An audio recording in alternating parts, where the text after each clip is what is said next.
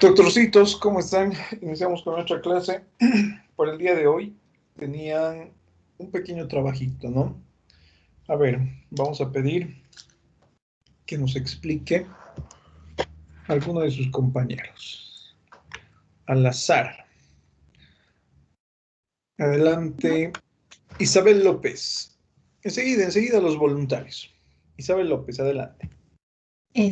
Doctor, no tuve tiempo de realizar la tarea, perdón. Adelante, Jan Garay.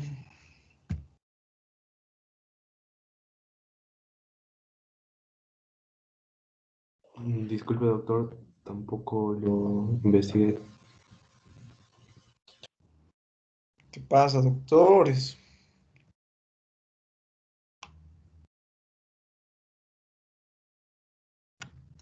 Saraí, adelante. Sí, doctor, era de la irrigación del corazón, ¿no es cierto? Sí. ¿Ya puedo compartir la pantalla? A ver, espéreme. Listo, ahora sí.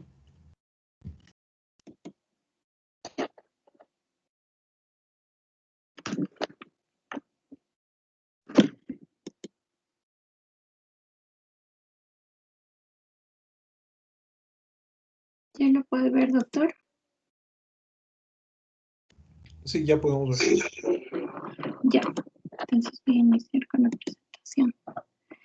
Bueno, la irrigación del corazón debemos recordar de dónde vienen las arterias coronarias, porque son las más importantes. Recordemos que estas nacen en las válvulas sigmoides, como podemos ver aquí, de un seno en particular que se llama el seno de Valsalva. Este seno de Valsalva se crea entre la cara parietal de estas válvulas sigmoides. De estas van a salir la arteria coronaria izquierda y la arteria coronaria derecha, como podemos ver aquí, no sé si puedo dibujar. Aquí están las arterias coronarias. Hablando un poco más de estas, primero voy a empezar con la arteria coronaria izquierda, que va a salir más o menos por aquí, va a medir entre 1 a 2 centímetros. Esta arteria coronaria va a estar como que tapada por una masa en especial que se llama una masa adiposa de esta masa adiposa la va a cubrir entera. Entonces, hablando de las ramas que va... doctor, ¿me escucha? Creo que había un poco de interferencia. Sí, te escucho. Ya, me dice cualquier cosa, el internet está un poco mal. Ya, entonces la primera rama, que hablando ya de la masa adiposa, va a dar una pequeña rama a esa masa. Luego, la arteria coronaria izquierda va a dar también ramas para la aurícula izquierda y para la orejuela izquierda. Esta va a tener y se va a dividir en dos, como podemos ver aquí, que van a ser sus ramas más o menos terminales, que esta es la arteria aquí, circunfleja y la arteria interventricular anterior, o también que la llaman también descendente anterior. Primero voy a empezar a hablar de la arteria descendente anterior, que esta se va a encargar de dar ramas diagonales, aquí voy a dibujarlas, entre 4 a 6 para irrigar al ventrículo derecho, y al ventrículo izquierdo, asimismo, va a dar unas ramas. Aquí. Esta también va a dar unas ramas septales que van a entrar, o también se llaman perforantes, al músculo cardíaco para irrigarlo hasta adentro. En la parte derecha del corazón podemos mencionar que hay una rama en específico que va a venir por aquí más o menos, va a tener este recorrido y se llama la rama recurrente derecha. La recurrente derecha. Que después hablaremos con quién se va a anastomosar. Luego en el lado izquierdo, asimismo, también tenemos una rama recurrente izquierda. Esta también se va a anastomosar por aquí a una rama que tiene la arteria circunfleja. Esta rama se va a llamar la marginal izquierda, que como podemos ver están en el borde del corazón, así también las llaman algunos autores. Estas se van a anastomosar aquí. También podemos mencionar la última ramita, que hay una que puede dar la vuelta hasta la parte posterior del corazón, que hace anastomosis con la arteria interventricular posterior, algunas veces. Y esta se va a llamar arteria recurrente posterior. Hay algunas veces que está ahí.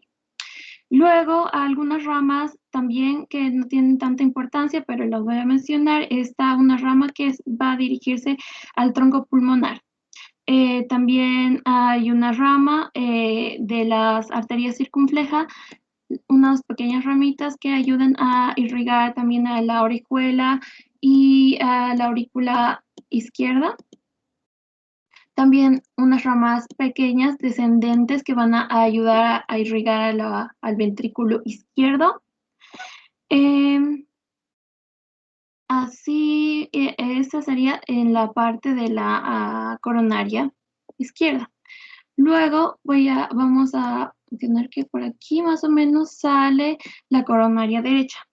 La coronaria derecha se va a dirigir por el surco auriculoventricular derecho, que podemos ver aquí.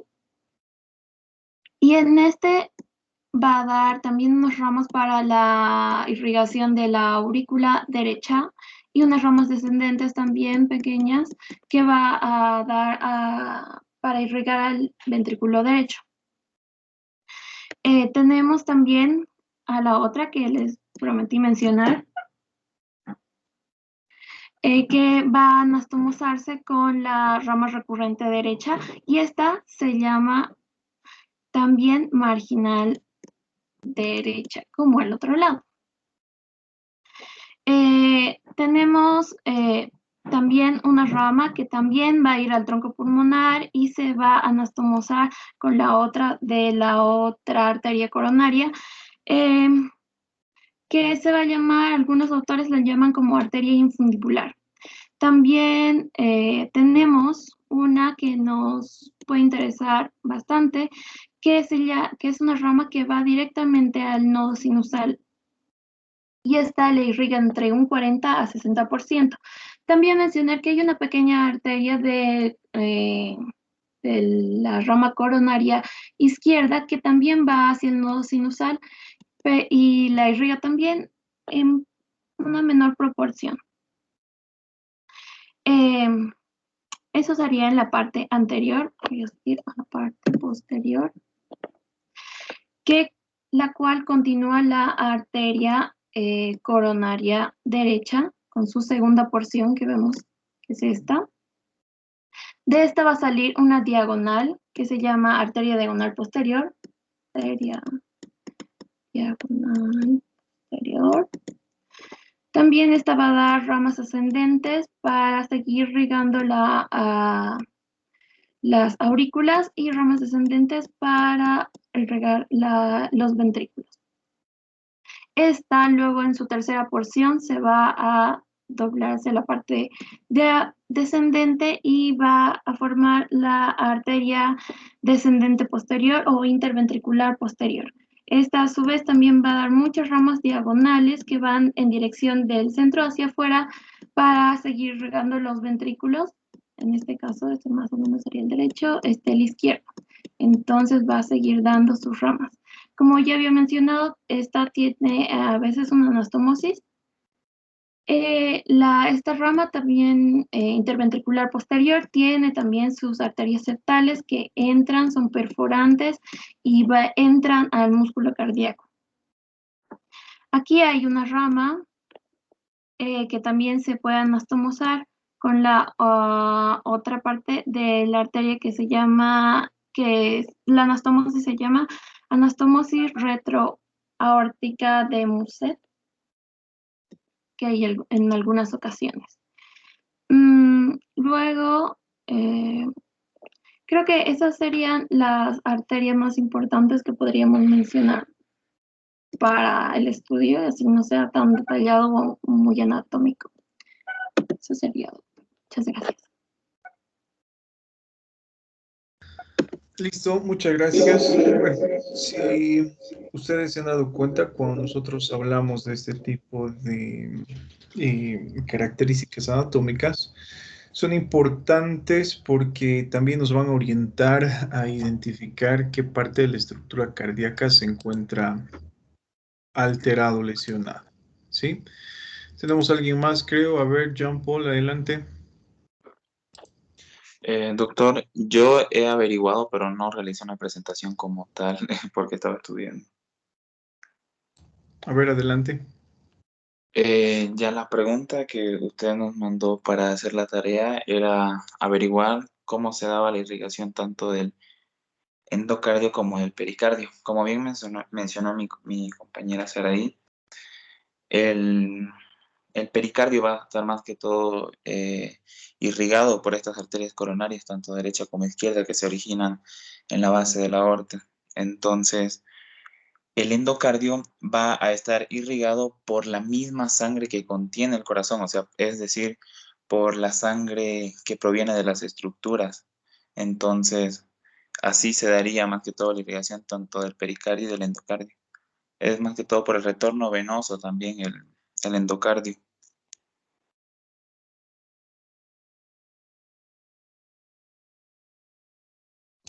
Listo. Está bien, ¿no? Lo que ha mencionado su compañero.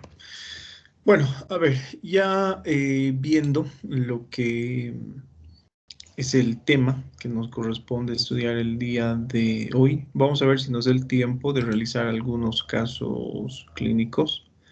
Sí. Recordando, ¿no? Lo que habíamos visto en una clase anterior. Cada una de las derivaciones que nosotros estudiamos, recuerden que se encuentran en estrecha relación con una parte del corazón, ¿no? Eso ya lo hemos visto con anterioridad. Va a ingresar a su examen, así que es bueno que lo estudien también.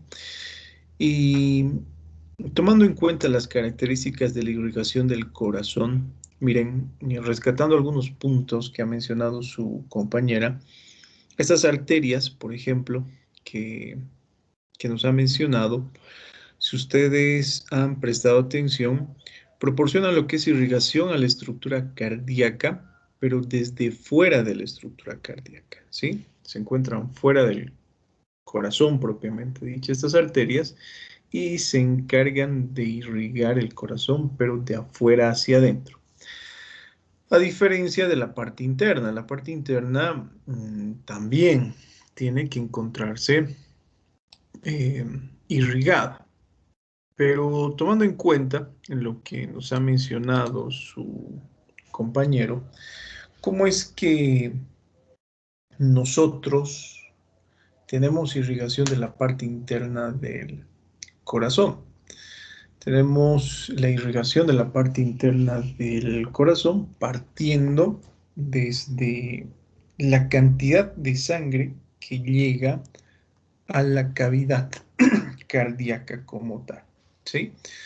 Entonces, es importante entender cuáles son las características, por ejemplo, de la irrigación, porque esto nos va a ayudar a comprender de mejor manera qué alteraciones nosotros podemos encontrar cuando hablamos de infartos.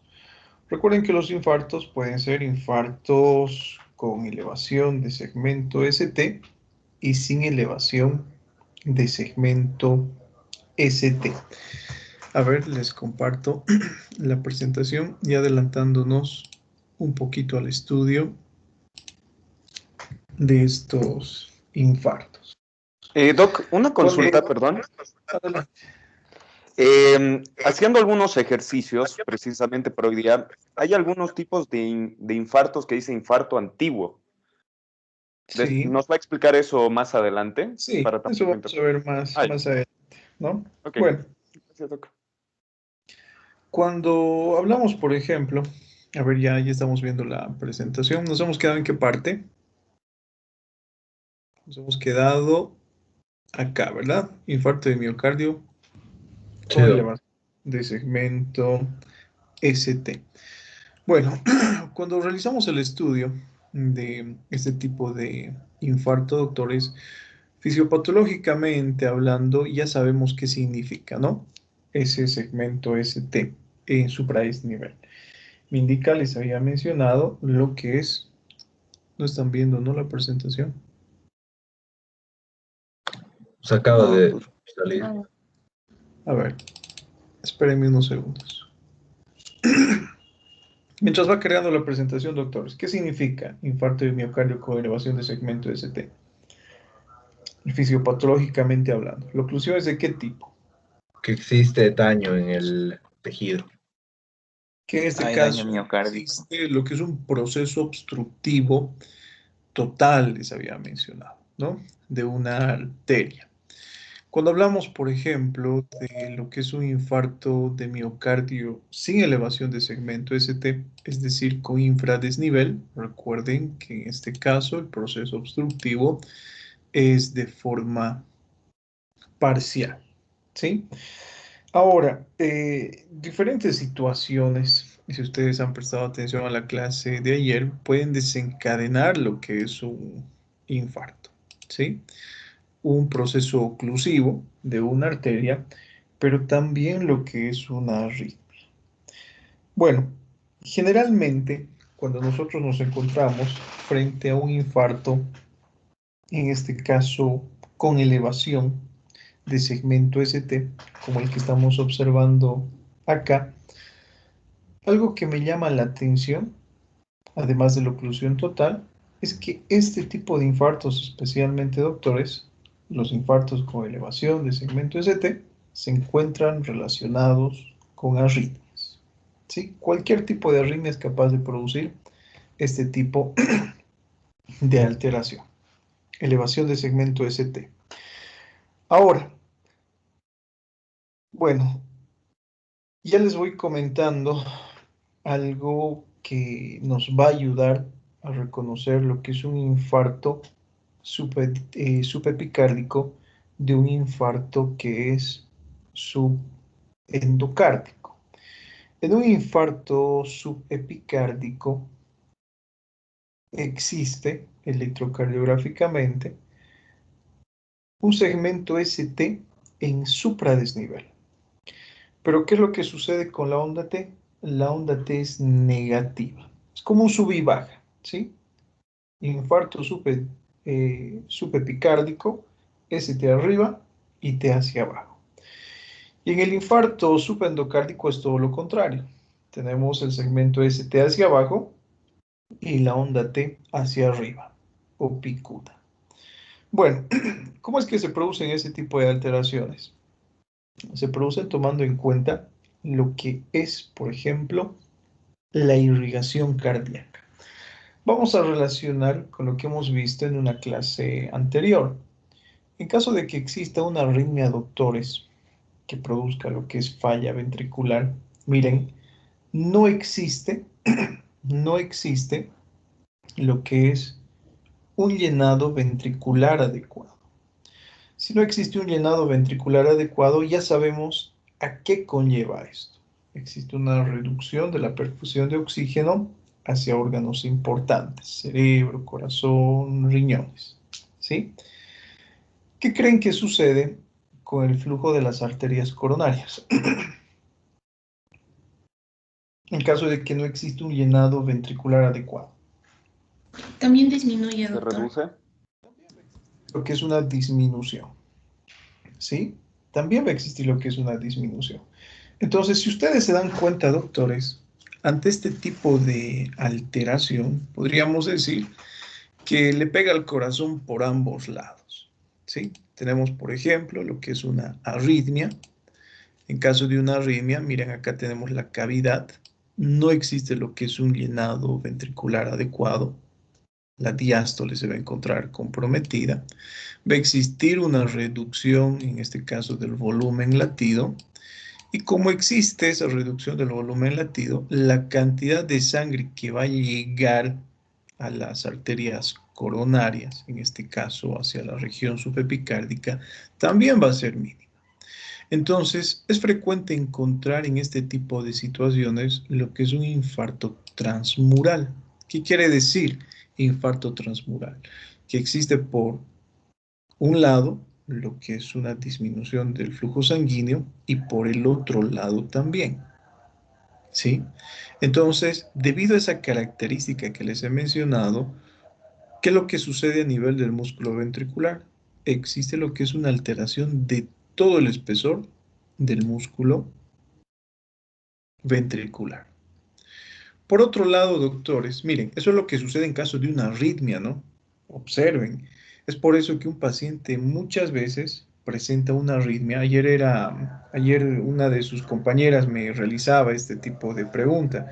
¿Qué diferencia existe entre lo que es un paro cardíaco y un ataque cardíaco? Este es el ejemplo de un ataque cardíaco.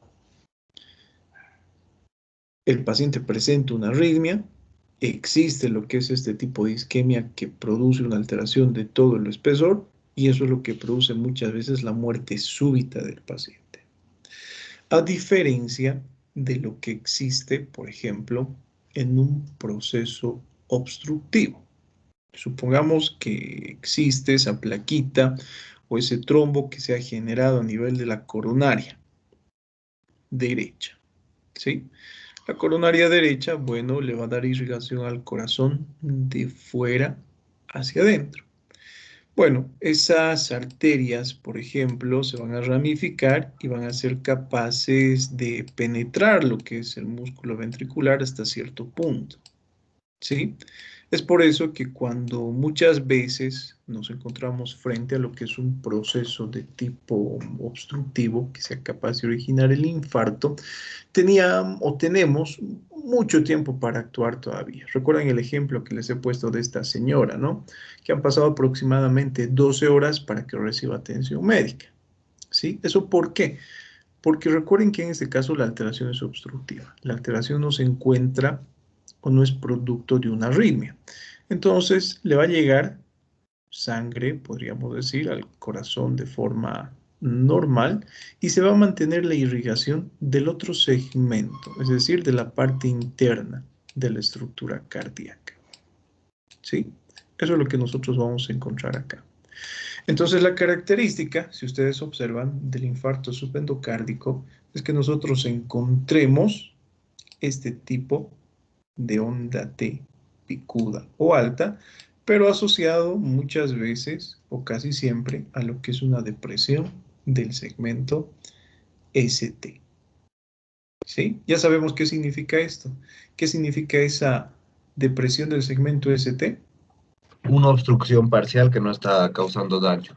Que existe, bueno, una obstrucción parcial o también me indica una isquemia. ¿Sí? Me indica lo que es un proceso de isquemia. Pero en este caso, el proceso de isquemia, si ustedes se han dado cuenta, no es completo, es decir, no afecta todo el grosor del músculo ventricular. A diferencia de lo que es un infarto transmural o subepicárdico, cuya característica habíamos mencionado es una onda T negativa, pero por otro lado encontramos lo que es un segmento ST en supradesnivel. En este caso, si ustedes se dan cuenta, es grave, ¿verdad? Porque ya compromete lo que es todo el espesor del músculo ventricular. ¿Sí? ¿Se ha comprendido, verdad, doctores? ¿Por qué en uno encontramos esta alteración y por qué en el otro la otra? ¿O tenemos algunas dudas? Doc, la isquemia transmural siempre va a ser porque la irrigación es baja por la baja perfusión que no está llegando a suficiente sangre al ventrículo, o también va a ser por una obstrucción total en una coronaria. También va a ser por un proceso obstructivo en una coronaria, ¿no? O sea, recuerden lo que les estoy mencionando, ¿no? Y escúchenme, generalmente, no siempre. Le voy a poner el ejemplo ahora de qué es lo que sucede con un proceso obstructivo. Es frecuente que se desarrolle en este infarto subepicárdico o que se desarrolle este infarto generalmente debido a arritmias, ¿sí? Sin embargo, también lo que su compañero menciona es verdad. Y acá vamos a entender de mejor manera qué es lo que sucede fisiopatológicamente con este corazón. Tenemos un proceso obstructivo de una coronaria. ¿Listo? ¿Cómo se va a iniciar ese proceso obstructivo? Se va a iniciar impidiendo lo que es un flujo adecuado de sangre hacia esa parte, podríamos decir, más externa del corazón. Va a sufrir en este caso el corazón de lo que es isquemia. ¿Qué es lo que va a pasar con la demanda de oxígeno? Va ¿Va a a aumentar. incrementar o va a disminuir? Va a incrementar la demanda de oxígeno. El corazón en este caso va a requerir lo que es mayor cantidad de oxígeno para poder satisfacer las necesidades de esta zona que se encuentra lesionada, ¿verdad? ¿Y cuál será la respuesta del corazón para satisfacer las demandas de oxígeno? Latir más rápido. Aumentar la frecuencia cardíaca. Incrementar su frecuencia cardíaca, ¿sí? Y fíjense que ya hemos llegado a este punto en común. En caso de que exista un incremento de la frecuencia cardíaca, ¿qué es lo que sucederá con el llenado ventricular? No va a ser el Se adecuado. contrae más rápido. De la misma forma se va a encontrar alterado, ¿verdad? Puede ser a que el llenado ventricular no sea efectivo. Si ustedes se dan cuenta, este es otro ejemplo de lo que su compañero, ¿no?, nos ha preguntado. No siempre una arritmia, un proceso obstructivo también a medida que pasa el tiempo va a desencadenar lo que es una respuesta cardíaca con el fin de mantener las necesidades metabólicas de oxígeno y esta a su vez va a originar que exista lo que es una mayor alteración en el llenado ventricular y me va a dar prácticamente la misma alteración electrocardiográfica. ¿Sí? ¿Algo más? ¿Se ha Gracias, doctor. comprendido? Sí. Bueno, continuamos. Ahora, eso ya hemos visto el día de ayer. Cuando hablamos de las alteraciones que nosotros encontramos, observen, la extensión depende de la localización, depende de la extensión de la oclusión, depende de la cantidad del tejido miocárdico que se encuentra irrigado, depende de la oclusión de la duración, ¿no? Depende de las necesidades metabólicas del tejido afectado, depende de la extensión de la circulación arterial y depende de otros factores, presión arterial y frecuencia cardíaca, por ejemplo. A diferencia de otras células, por ejemplo, en nuestro organismo, como las células neurológicas, las células ubicadas o que forman parte de la estructura cardíaca tienen lo que es una gran resistencia hacia lo que es un déficit de oxígeno, ¿sí? Bueno, a ver, recordemos lo que ustedes han visto probablemente en sus clases de anatomía, histología y fisiología. Existe lo que es una muerte neuronal a partir de los 5 minutos que este tipo de estructuras no reciban lo que es una perfusión adecuada, ¿no? En cambio, no sucede esto, doctores, con la estructura cardíaca, ¿no? Nosotros tenemos, bueno, muchos minutos, tenemos varias horas para actuar frente a este tipo de alteraciones. Lo ideal, obviamente, para evitar lo que es una mayor lesión, una mayor extensión, un mayor daño al tejido miocárdico, es actuar lo más rápido posible. Pero tenemos muchas horas. Tenemos aproximadamente 8 horas, 12 horas, incluso algunos libros hacen referencia hasta que tenemos incluso más de 20 horas para actuar frente a este tipo de situación, ¿no? Pero con esto, ojo, no les estoy queriendo decir que nuestro límite o nuestro lapso de tiempo para actuar es de 8 horas o 10 horas. Nosotros lo identificamos y lo tratamos de forma inmediata porque en este caso, bueno, somos incapaces, ¿no?, de observar cuáles son las características de la oclusión, somos incapaces, por ejemplo, de observar eh, la extensión del proceso obstructivo como tal, ¿sí? Pero tenemos gran tiempo para actuar. Eso se debe tomar en cuenta. Bueno, eso ya lo hemos visto. Solamente a manera de resumen, puede afectar al endocardio, miocardio o al epicardio. Los transmurales ya sabemos qué características tienen los subendocárdicos también, ¿no? Bueno, ¿qué es lo que nos dice la teoría? Aunque eso ya les he explicado hace algunos minutos. Afecta todo el grosor de la pared ventricular. Casi siempre ocurre cuando se afecta una arteria. La mayoría son de este tipo. Afectan lo que es la pared libre del ventrículo izquierdo y el tabique interventricular. Y los subendocárdicos, bueno, afectan a 1/3 de la pared ventricular y a las arterias, por ejemplo, de mediano calibre, como son las coronarias, ¿no? Donde son capaces de producir, como ustedes observan allí, estrechamientos graves, pero ¿cuál es la característica? Aún existe lo que es un flujo sanguíneo. No óptimo, pero es existente, ¿sí? Lo que hemos venido repasando en todas estas clases. Bueno, eso es lo que nos interesa. Cuando hablamos del desarrollo de este tipo de infarto, observen que una de las principales consecuencias bioquímicas del infarto es la conversión del metabolismo aeróbico en anaeróbico. Eso ustedes lo han explicado, recordarán, cuando han realizado el estudio de síntomas y signos cardiovasculares. ¿Alguno que recuerde? ¿Por qué se produce la Palpitaciones alteración? No, ¿por qué se produce el dolor precordial? por la isquemia. Por la lesión de ácido láctico, creo. La angina de pecho. Bueno, si ustedes se dan cuenta, la principal consecuencia es esa, ¿no? Ese metabolismo aeróbico se transforma en anaeróbico. ¿Y qué es lo que sucede en este caso con la estructura cardíaca? Empieza a producir algunas otras sustancias que son inusuales, como cuáles, por ejemplo. A ver, ¿qué es lo que les pasa a sus músculos cuando no tienen suficiente oxígeno para trabajar de forma efectiva? Activan la vía anaerobia y empiezan a producir ácido láctico.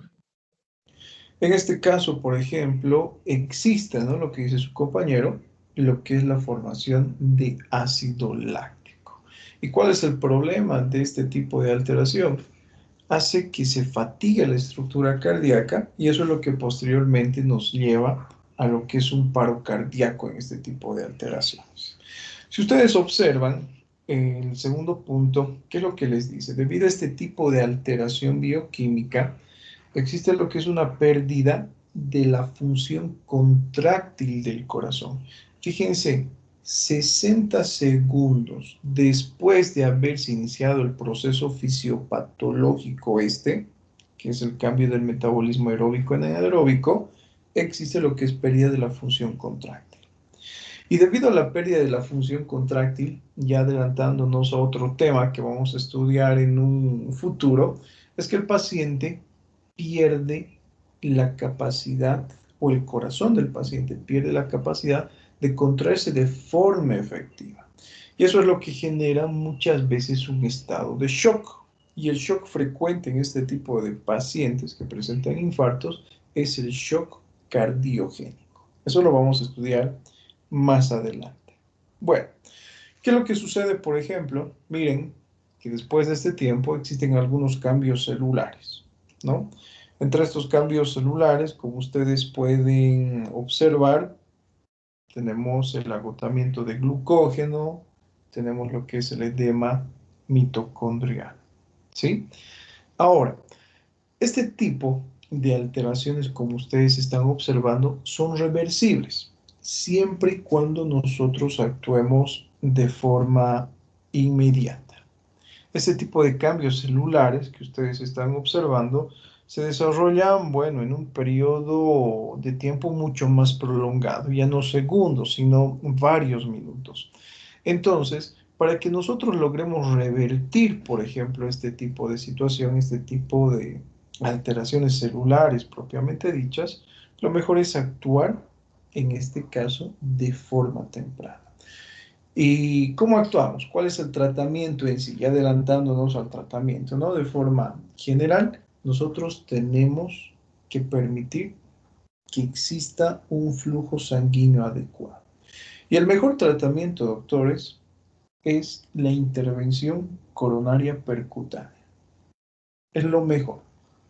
A través de lo que es un catéter, por ejemplo, lo que nosotros hacemos es desobstruir este tipo de alteraciones. Bueno, si ustedes observan, después de los 40 minutos de que se ha iniciado ese proceso fisiopatológico, tenemos lo que es daño celular irreversible, ¿sí? En este caso, lo característico, por ejemplo, es que el paciente presente necrosis. Y esa necrosis, como ustedes observan en el punto final, ocurre después de 20 a 40 minutos posteriores a un proceso de isquemia. Si ustedes se dan cuenta, como les he mencionado, ¿no? Tenemos lo que es un gran tiempo para actuar frente a este tipo de situaciones. Y bueno, algo que no está descrito acá es la presencia de una lesión microvascular. La lesión microvascular, por ejemplo, se va a iniciar 1 hora después de este último acontecimiento. Y eso produce una lesión celular que es completamente irreversible. ¿Sí? Ahora, ¿qué pasa si existe lo que es un fallo en la estructura cardíaca? Bueno, el paciente puede morir, les he mencionado, el corazón pierde su capacidad para contraerse de forma efectiva, la función ventricular, especialmente la izquierda, es aquella que se ve afectada de gran manera.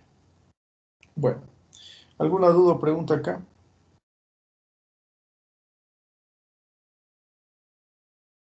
Ninguna.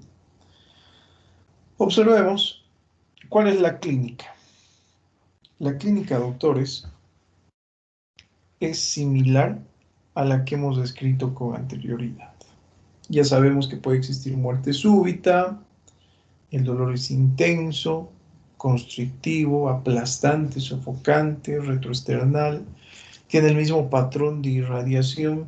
¿Cuál es la diferencia con la angina inestable? Observen, en este caso el dolor no se alivia con el reposo ni con nitroglicerina.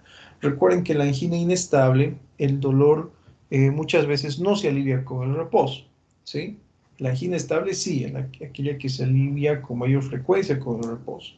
La angina inestable puede disminuir, por ejemplo, con el reposo absoluto, pero generalmente es necesario el uso ya de analgésicos potentes para calmar el dolor. Esto es importante porque uno de los pilares fundamentales dentro de lo que es el tratamiento del paciente con infarto es el alivio del dolor. Podríamos decir que es nuestro principal objetivo terapéutico, aliviar el dolor en aquellos pacientes con infarto. Fíjense, tenemos dolor epigástrico, el paciente puede presentar náuseas, el paciente puede presentar vómitos, hipotensión, un estado de shock cardiogénico y bueno, muerte, ¿no? Debido a las arritmias que nosotros hemos mencionado. Entonces, como la clínica es tan parecida a las otras alteraciones que nosotros hemos estudiado, necesariamente solicitamos lo que es un electrocardiograma para identificar las características electrocardiográficas que sugieren infarto. ¿Sí? Bueno, este es el algoritmo que nosotros utilizamos para lo que es el tratamiento de síndrome coronario agudo. ¿Sí? Que más adelante lo vamos a estudiar a manera de caso clínico. Observen. El tratamiento consiste en estos pilares. Debemos identificar los síntomas y buscar atención médica de manera temprana. Tenemos aproximadamente un periodo prolongado, como ustedes observan, ¿no? 60, 90 minutos para ya darte un tratamiento definitivo. Pero recuerden que no debemos esperar este tiempo, porque en este caso la extensión de la lesión se hace mucho más grande y eso es mucho más complejo de tratar. Se debe realizar lo que es un despliegue rápido de un equipo médico de urgencias capaz de realizar estos procedimientos de reanimación, incluida la desfibrilación. ¿Por qué es importante esto? Algo que ustedes, por ejemplo, van a aprender cuando sean internos. Van a referir pacientes hacia hospitales de tercer nivel que se encuentren especializados en este tipo de situaciones. Pero una vez, bueno, algunas veces uno por miedo evita comunicar o activar el servicio de emergencias, ¿sí? Yo he conocido muchos médicos que envían referencias a hospitales de tercer nivel y le dicen al estudiante, no llames, porque si llamas te van a decir que no hay espacio, que no hay camas y no te van a recibir el paciente. Tú llegas así sin llamar. Ese es un error grande, porque si ustedes han leído las guías de actualización que les he pasado y los algoritmos, hacen referencia a que uno de los principales o primeros pasos para el tratamiento de las arritmias, para el tratamiento de infartos, es activar el servicio de emergencia. Es decir, yo tengo que llamar a este centro de salud y tengo que decir que estoy enviando un paciente con este tipo de alteraciones. ¿Por qué? Para prepararlos. Puede ser que el paciente llegue al servicio de urgencias del mejor hospital de nuestra ciudad, pero que mi equipo no se encuentre preparado. Eso va a retrasar lo que es el tratamiento y eso va a producir lo que es una mayor extensión de la lesión y eso va a complicar el cuadro clínico, incluso produciendo la muerte del paciente, ¿no? Ahora, algo que no les había comentado de esta señora, por ejemplo, que ha infartado en la iglesia. Nos hemos comunicado con los hijos y a los hijos les hemos explicado cuál era la situación de la señora, ¿no? Estamos llevando a su mamá a la clínica Los Olivos. Entonces, bueno, los hijos no, que esa clínica es muy cara, que es privada, que creo que por allí hay un hospital de segundo nivel, ¿por qué no le llevan allí? Nosotros vamos a ir a este hospital. Si usted le lleva a esta clínica particular, usted va a ser el responsable de los gastos, etcétera, todo un lío. Bueno, estas personas obviamente no entienden, no han estudiado lo que es la parte de medicina y lo ideal, doctores, es llevarle un centro de atención que tenga prácticamente todo el equipo de soporte cardíaco vital avanzado para evitar cualquier tipo de complicación o para tratar o para prevenir cualquier tipo de complicación, ¿no? Imagínense si nosotros hubiéramos llevado a esta paciente a una posta de salud. Probablemente hubiera llegado la paciente allí con una arritmia mucho más grave, con una arritmia, por ejemplo, tipo fibrilación ventricular. En estos hospitales no existe ni siquiera un desfibrilador. ¿Qué es lo que hubieran hecho? Hubieran empeorado lo que es la atención de la paciente, ¿no? Y al cabo de 60, 90 minutos, como ustedes están observando, doctores, bueno, ya se debe realizar o ya se debe tener en este caso lo que es una perfusión adecuada, ¿no? ¿Qué es lo que utilizamos? Utilizamos oxígeno, sabemos por qué utilizamos oxígeno, aunque les comento, hace un año atrás, justamente, una universidad española, a cargo de dos médicos españoles, han lanzado una propuesta, ¿sí? Más que un estudio, bueno, que se basa en un estudio científico. Ellos no han demostrado, pero están tratando de demostrar a través del trabajo de investigación que darle oxígeno a un paciente que se encuentre infartando, podríamos decir que hasta cierto punto llega a ser contraproducente, ¿sí? Y no explican, pero, qué es lo que sucede en su trabajo de investigación, por qué llegaría a ser contraproducente el uso de oxígeno. Les comento esto porque, bueno, no vaya a ser que alguien por allí lea este artículo y luego genere, ¿no?, la discusión de que yo he visto en un artículo de que no se utiliza oxígeno. Es un estudio que todavía se encuentra, podríamos decir, en etapas iniciales, ¿no? Si es que realmente comprueban que el uso de oxígeno no es beneficioso para este tipo de pacientes, entonces probablemente dentro de unos 5 o 10 años encontraremos en la literatura de forma exacta por qué no se debería utilizar oxígeno. Pero si nos basamos en lo que es la evidencia, que eso es lo que tenemos que hacer como médicos, ¿sí? Realizar lo que es un estudio y realizar un tratamiento basado en lo que es la evidencia científica, nosotros le damos oxígeno a nuestro paciente. Ya sabemos por qué, ¿no?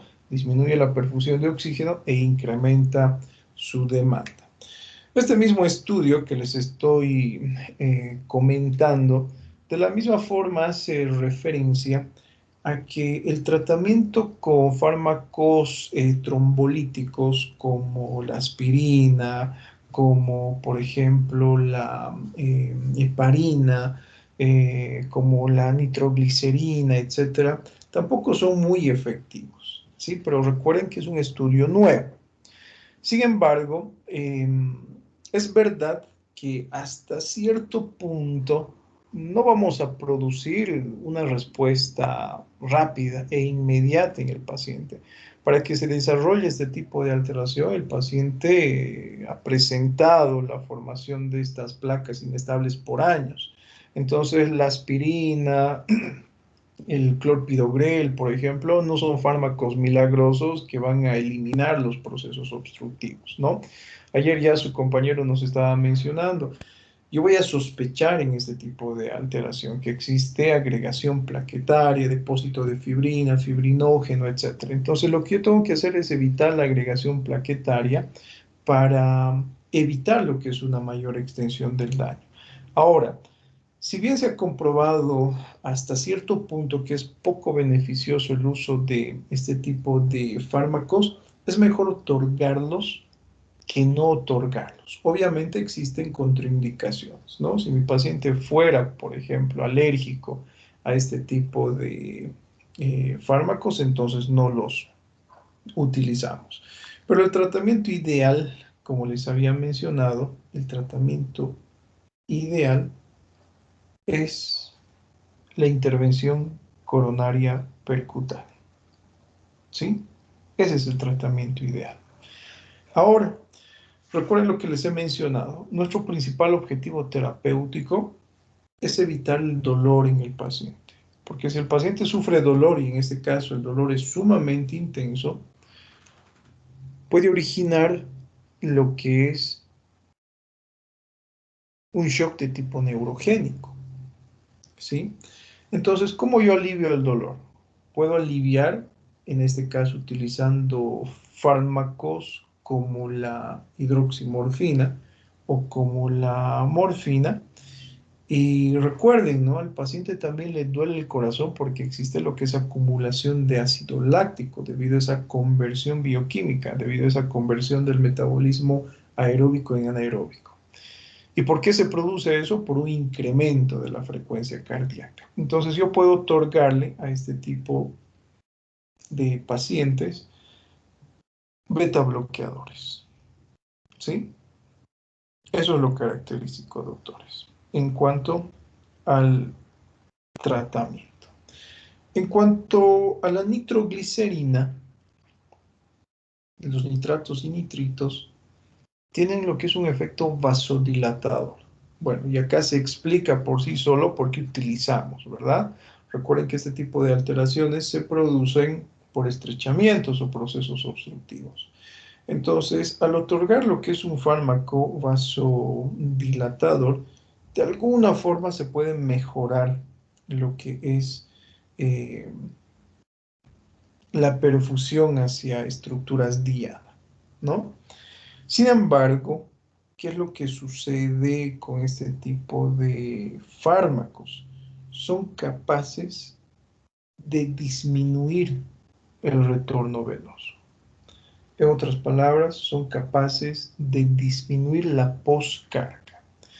Y cuando nosotros conseguimos este tipo de efecto, doctores, ¿qué es lo que sucede con el consumo de oxígeno? Disminuye. ¿sí? Más adelante vamos a realizar algunos casos clínicos de cuando usamos este tipo de fármacos, basándonos en la clínica que presenta el paciente.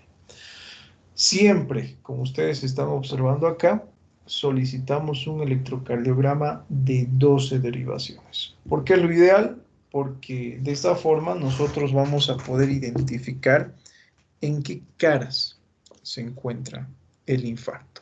Y tenemos otros tratamientos, ¿no? Como ustedes observan, lo que es la teplasa, que es el activador tisular de plasminógeno, que es excelente fármaco, doctores. ¿Sí? Es excelente. No solamente lo utilizamos en pacientes con infarto, sino también en pacientes con enfermedad cerebrovascular de tipo isquémica. Este tipo de fármaco, que es el activador tisular del plasminógeno, como dice el nombre, activa el plasminógeno y es capaz de diluir, en este caso, lo que es el proceso obstructivo, el trombo. Sin embargo, en nuestro medio nos enfrentamos a un gran problema. Si bien es un fármaco que da muy buenos resultados, uno de los principales problemas, doctores, es su costo. El costo es elevadísimo de este tipo de fármaco. Cada vial aproximadamente acá en nuestro medio tiene un costo entre 400 y 600 dólares, para que se den cuenta, ¿no? Entre 400 y 600 dólares. Y no utilizamos uno, utilizamos varios, ¿sí? Entonces, ese es uno de los principales inconvenientes. ¿Alguna pregunta que tengan hasta acá sobre infartos?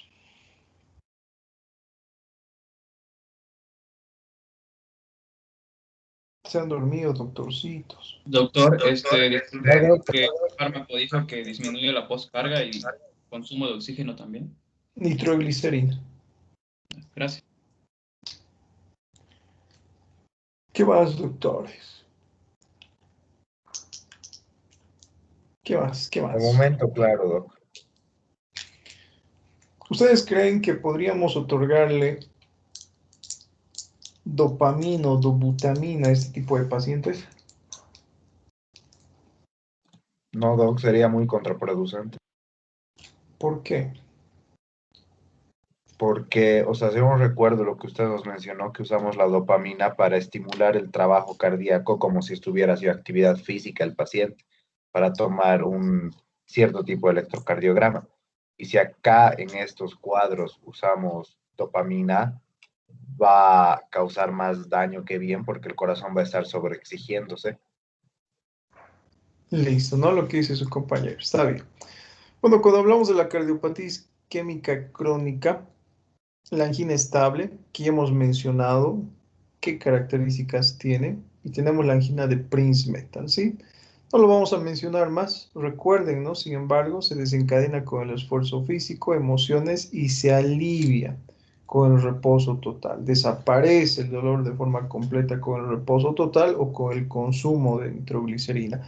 Generalmente, pero no requiere ningún tipo de tratamiento farmacológico, ¿no? Fíjense, si se manifiesta en el reposo o se agrava en intensidad o duración, indica un mayor riesgo de infarto de miocardio.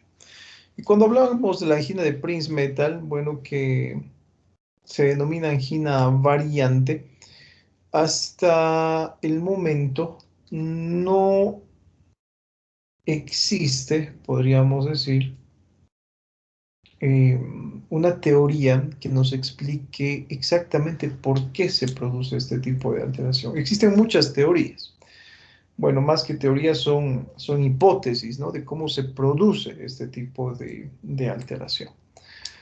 Tenemos varias causas, observen: disfunción endotelial, una respuesta excesiva al sistema nervioso simpático, una alteración emocional puede producir esto, un espasmo vascular debido a los cambios de temperatura, por ejemplo, defectos del calcio en el músculo liso, alteraciones en la síntesis de óxido nítrico, etc. Hay un montón de hipótesis que sugieren esto, pero hasta la actualidad del todo no se sabe a ciencia cierta por qué se produce con exactitud, ¿no? Tenemos que diferenciar, con una angina inestable. Observen, la angina variante casi siempre ocurre en un reposo o con el ejercicio mínimo, al igual que la angina inestable, pero a menudo, doctores, se presenta en la misma hora del día, ¿sí? Y se cree que es debido justamente a este punto a un espasmo vascular y disfunción endoteliana. ¿Qué es lo que sucede? Generalmente se presenta en la noche, como ustedes están observando.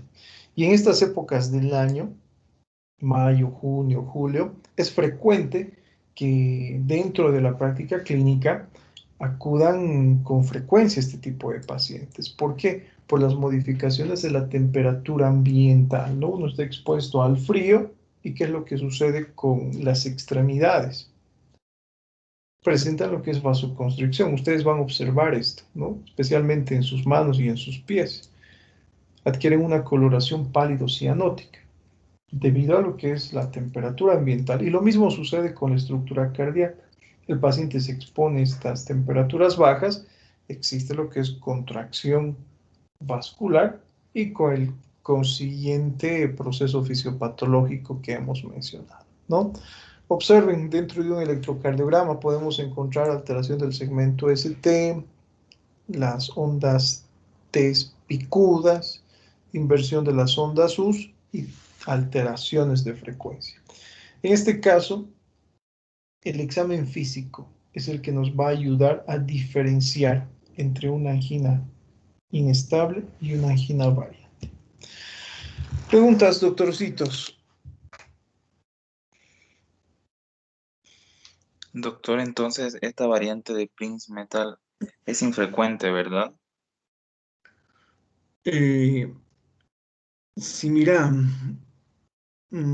según mi experiencia, yo diría que es frecuente, ¿sí? Es frecuente junto con la angina estable. Las dos son de las más frecuentes dentro de la práctica clínica, ¿sí? Solamente Y, que probablemente no sepamos cómo diferenciarlas y realicemos lo que es un mal diagnóstico, ¿sí? Pero es relativamente frecuente, doctor, la angina de Prince-Metal. y en esta variante también se encuentran alteradas las que son la frecuencia cardíaca y la presión arterial. La presión arterial difícilmente, ¿sí? Pero sí alteraciones de la frecuencia ventricular podemos encontrar. Porque yo había leído un poco de esta variante y, o sea, sí menciona la mayoría de las causas que usted nos ha dicho, pero decía de que mayormente se ha visto de que era por un espasmo coronario. Entonces, eso. Y también mencionaba que era muy infrecuente, por eso le preguntaba. Bueno, en realidad, como les comento, depende, ¿no? Recuerden que los tipos de literatura que ustedes manejan se basan en estudios de otros países, ¿sí? Pero por eso te comento, desde mi experiencia es en nuestro medio frecuente. Yo ya me estoy preparando para mis pacientes viejitos que me van a visitar en mayo, junio y julio por este tipo de alteración, ¿sí?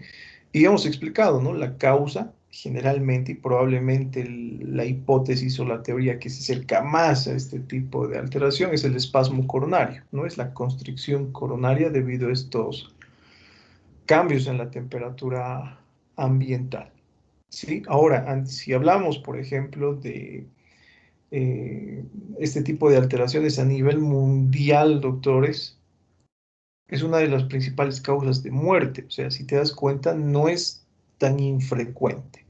Los síndromes coronarios agudos y crónicos son frecuentes dentro de la práctica clínica. Y los síndromes coronarios agudos, bueno, en este caso, como los infartos, se consideran la principal causa de muerte a nivel mundial. Entonces, como les digo, tan infrecuente no es. No es sumamente frecuente. Incluso yo me atrevería a decirles que por lo menos unas 4 veces al mes, así sin exagerar, observamos infartos en la práctica clínica, si no es más, ¿sí? ¿Qué más, doctores? Bueno, tenemos media hora más de Doc, clases. Adelante. Yo tengo una duda, pero no es respecto a esto, sino es respecto a lo que he estado estudiando para esta tarde. Adelante, a ver. He estado leyendo con el Dubin también para apoyarme un poco en cada electro que hay y hablaba de un marcapaso migratorio, pero no lo he entendido bien cómo funciona porque habla también de las ondas P'. Ya, bueno, cuando hablamos del marcapaso migratorio, a ver, primero, ¿qué es un marcapaso? Ojo, no estamos hablando del dispositivo, ¿no? Era porque en la imagen se veía aparte del nodo sinusal que había focos ectópicos en los cuales iba desplazando el impulso eléctrico. Eso es un marcapaso, ¿no? Recuerden que cuando hablamos de lo que es un ritmo, nosotros lo hemos escrito como ritmo, es el lugar donde se inicia el estímulo eléctrico, ¿sí? Y cuando hablamos de marcapaso, bueno, son diferentes estructuras dentro del corazón que marcan el ritmo, ¿no? Marcapaso, de ahí el nombre. Y cuando hablamos de un marcapaso migratorio, a ver, como les digo, no es tan difícil, es sencillo. ¿Qué es lo que nosotros vamos a encontrar? La activación de múltiples focos ectópicos, ¿sí? Un ejemplo de esto, a ver, puede ser la taquicardia auricular multifocal. Tenemos diferentes ondas P con morfología distinta entre sí. ¿Qué me indica esto? Que tenemos varios focos ectópicos. Primero se activa uno, después se activa el otro, después se activa el otro. ¿Qué es lo que está pasando con ese marcapasos? Está migrando de un lugar a otro. ¿Sí? ¿Cómo yo me doy cuenta de eso? Porque yo encuentro diferentes alteraciones en las morfologías de las ondas P. ¿Sí? Lo mismo sucede con las arritmias, por ejemplo, ventriculares. Supongamos ustedes en la prueba del día de hoy en la tarde tienen eh, dos trazos bueno, tienen en un examen electrocardiográfico dos extrasístoles con morfología diferente. También es un ejemplo de marcapaso migratorio. Si una tiene una morfología diferente de la otra, ¿qué me indica? Que una se ha iniciado en un sitio totalmente diferente al de la siguiente contracción ventricular. ¿Sí? El marcapaso migratorio. Entonces Y no es como que un diagnóstico, un marcapaso migratorio. bueno, en realidad, eh, sí, se puede realizar dentro del diagnóstico cardiológico este tipo de redacción. Es lo correcto y eso es lo que les he estado enseñando, ¿no? ¿Qué es lo que nosotros hacemos? ¿Recuerdan ese tracito que hemos repasado, donde hemos encontrado un... ¿Qué hemos encontrado? Hemos encontrado una taquicardia auricular, ¿sí? Hemos encontrado un foco ectópico a nivel auricular, seguido de lo que era una pausa y posteriormente lo que es un ritmo de escape. Entonces, esa es la forma en la cual nosotros tenemos que describir nuestro diagnóstico, ¿sí? Debemos decir, bueno, este paciente presenta lo que es un ritmo donde los 4 primeros ciclos cardíacos se originan a nivel del nodo sinusal, en el quinto yo observo lo que es un foco ectópico ventricular. Entre el cuarto y el quinto se observa lo que es una pausa sinusal y en el quinto o sexto ciclo cardíaco se observa lo que es un ritmo de escape auricular, por ejemplo. ¿Sí? Esa es la forma en la que yo tengo que describir un electrocardiograma. Entonces, hablar de lo que es un marcapaso migratorio también es lo correcto, ¿no? Si tú anotas en tu historia clínica o en tu electrocardiograma esto es lo adecuado también, no habría ningún problema. Entre más detallados seamos, mejor. Ok, Doc, gracias. Doc, yo le tengo unas cuantas dudas, si es posible. A ver, adelante. Ok, la primera, dentro del flúter auricular, yo tuve la suerte de encontrar el libro de Hampton, Los ejercicios, la tercera edición, y viendo los ejercicios, Algo que a mí me conflictúa un poco es diferenciar entre el flúter auricular, un bloqueo de tercer grado o completo, y también la taquicardia auricular multifocal, que no aparece mucho en estos ejercicios. ¿Cómo diferencio esas tres? Generalmente el flúter cursa con bloqueos, ¿sí? Generalmente. Si ustedes se han dado cuenta, ¿qué es lo que sucede en los bloqueos? Supongamos, a ver, de completos, ¿no? Tenemos una diferencia en la contracción auricular y en la contracción ventricular. Existe despolarización a nivel de la aurícula, a nivel del nodo sinusal, pero que no conduce en un complejo QRS, ¿sí? El flúter auricular te indica prácticamente lo mismo, que la despolarización ha iniciado en una porción del músculo auricular, pero no así en el nodo sinusal. Es importante que tomen en cuenta, doctores, la teoría, ¿no? ¿Qué es lo que nos dice? Definamos un poquito lo que es bloqueo auriculoventricular. Existe despolarización a nivel de las aurículas, a nivel de lo que es el nodo sinusal, pero la transmisión no se conduce hacia el nodo auriculoventricular. Entonces, ¿qué es lo que yo voy a encontrar? Una onda P con morfología normal que no conduce lo que es un complejo QRS. Y lo característico en los bloqueos de tercer grado es que el paciente presente bradicardia. El paciente se desmaya debido a esa frecuencia cardíaca que es baja, ¿sí? Pero, ¿qué es lo que sucede en la fibrilación auricular? También cursa con bloqueos, doctores, la fibrilación auricular. También vamos a encontrar ese patrón, si ustedes recuerdan que les he explicado en clases, esa diferencia de conducción, ¿no? 3-1. Pero en una fibrilación, o perdón, en un flúter auricular, ¿qué es lo que sucederá con la frecuencia cardíaca? ¿Será alta o será baja? En el flúter sería más alta, si no me equivoco, doctor. Es más alta. No va a existir el denominado fenómeno de Stokes-Adams. ¿Sí? El paciente va a presentar frecuencias cardíacas altas. Recuerden cuánto es la frecuencia en un flúter. Supera los 200 latidos por minuto. ¿Sí? 240, 400 En y un tantos, flúter, dice la teoría. en un flúter, por ejemplo, auricular, a diferencia de un bloqueo, se origina el estímulo eléctrico en un foco ectópico a nivel auricular y no así en el nodo sinusal. Entonces, ¿qué es lo que nosotros vamos a encontrar? Vamos a encontrar las ondas P con morfología diferente. Es frecuente que un bloqueo curse en un flúter auricular, pero ya sabemos cuáles son las diferencias. Alteraciones morfológicas de la onda P y la frecuencia cardíaca es alta.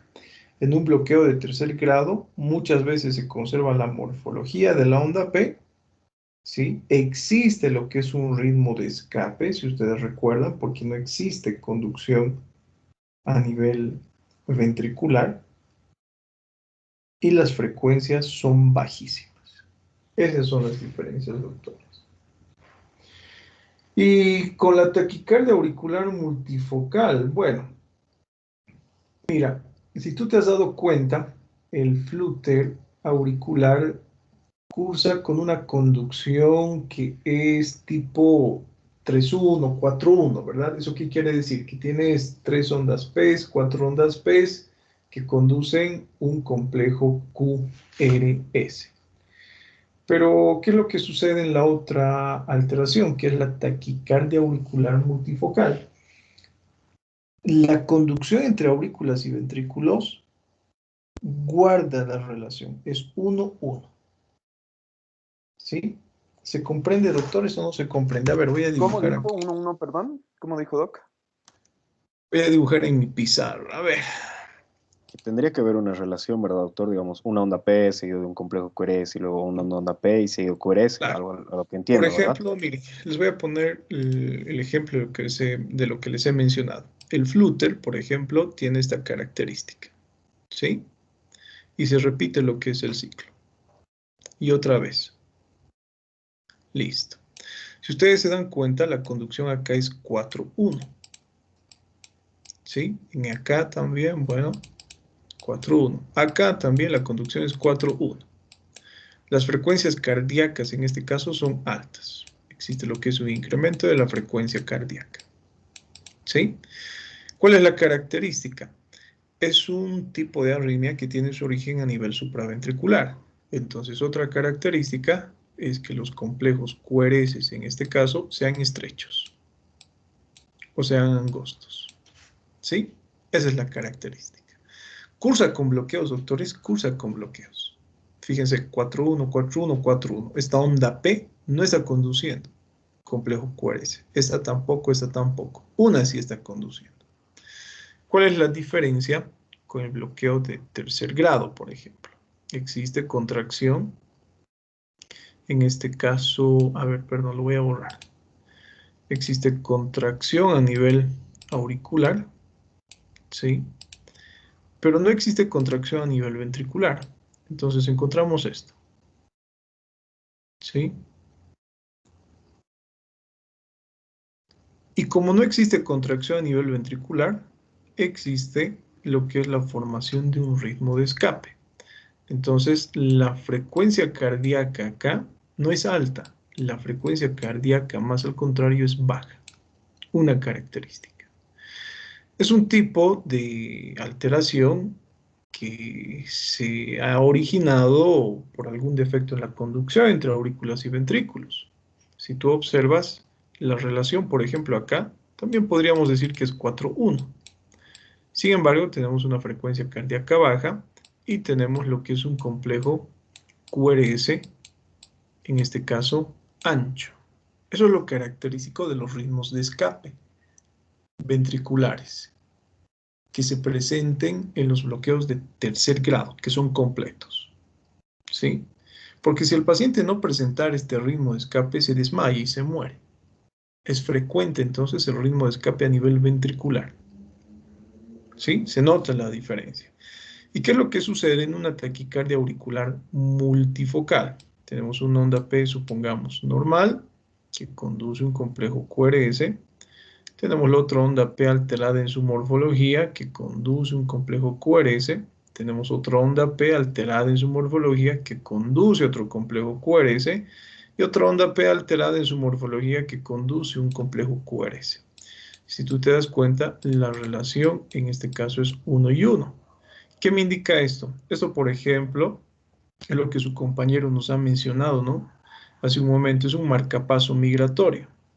Migra, donde se origina el estímulo eléctrico. Primero se ha originado en el nodo sinusal, después en un foco ectópico, después en otro y después en otro. ¿Sí? Entonces, si tú te das cuenta, la relación, sin embargo, sigue siendo 1 y 1. Listo. Esas son las diferencias. Como les digo, no deberíamos confundir. ¿Qué más? Doc, Adelante. pero ¿cómo hago? O sea, otra pequeña duda, porque haciendo ya los ejercicios acá en el Hampton, yo estaba tratando de ver la morfología de de las ondas P y siguiendo lo que nos dijo cuando están con melladura, no debería ser ritmo sinusal, pero hay algunas que las considera, o sea, y pone precisamente el libro ritmo sinusal.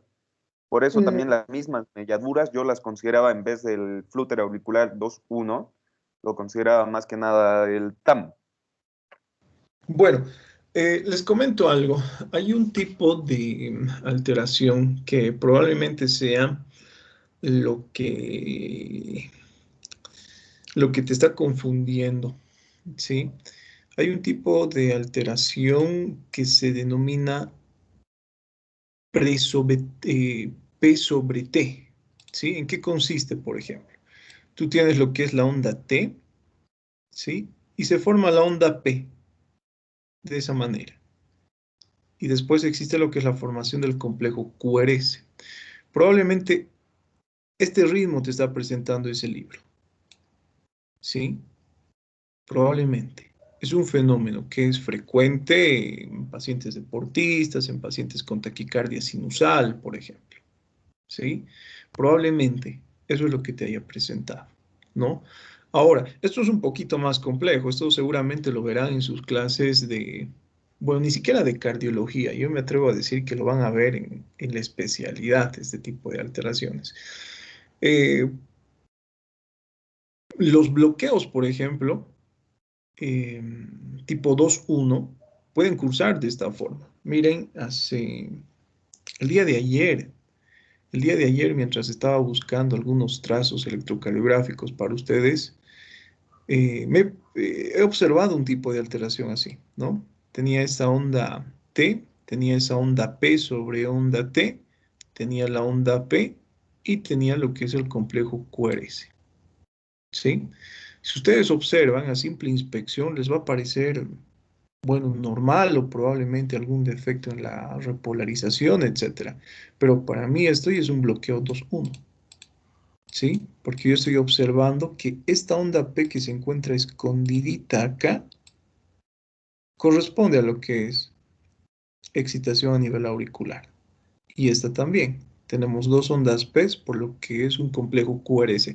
Tal vez este libro te esté presentando estos casos y los esté tomando como sinusales debido a, no sé, probablemente la clínica que presenta al paciente o debido a